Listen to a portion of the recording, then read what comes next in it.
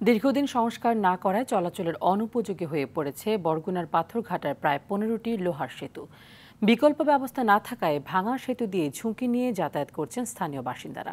এতে প্রতিনিয়তই ঘটছে দুর্ঘটনা। সংস্কারে বরাদ্দ আসলেও অর্থ আত্মসাতের অভিযোগ রয়েছে ঠিকাদার ও সংশ্লিষ্ট দপ্তরের বিরুদ্ধে। বরগুনা থেকে তাওহিদুল ইসলাম শুভর পাঠানো তথ্যচিত্রে আরও জানাচ্ছেন আব্দুল হামিদ। পাথরঘাটা উপজেলার কাঁঠালতলী, রায়হানপুর, চরদোয়ানী, কাকচিড়া, কালমেঘা ও নাচনাপাড়া সহ বেশ কয়েকটি ইউনিয়নে এমন ঝুঁকিপূর্ণ 15টিরও বেশি সেতু রয়েছে, যা 10 থেকে 15 বছর আগে নির্মাণ করা হলেও এখন পর্যন্ত একবারও সংস্কার করা হয়নি। ফলে লোহায় ধরেছে মরিচা, খুলে পড়ছে সেতুর খুঁটিসহ অন্যান্য সরঞ্জাম। বিকল্প উপায় না থাকায় অসুস্থ ব্যক্তি ও স্কুলের বাচ্চারা বাধ্য হয়ে ঝুঁকি নিয়েই পারাপার হচ্ছেন।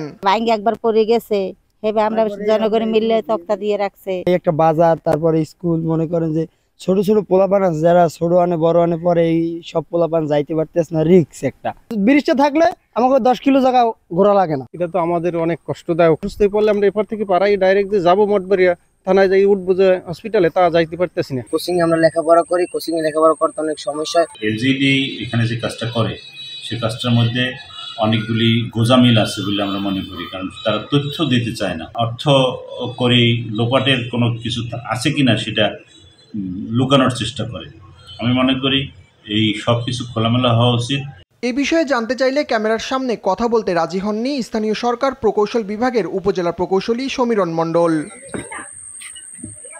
স্থানীয়দের অভিযোগ, ঠিকাদার ও সংশ্লিষ্ট কর্তৃপক্ষের যোগসাজশে নিম্নমানের নির্মাণ সামগ্রী ব্যবহারের ফলে নির্ধারিত সময়ের আগেই সেতুগুলো ভেঙে পড়েছে।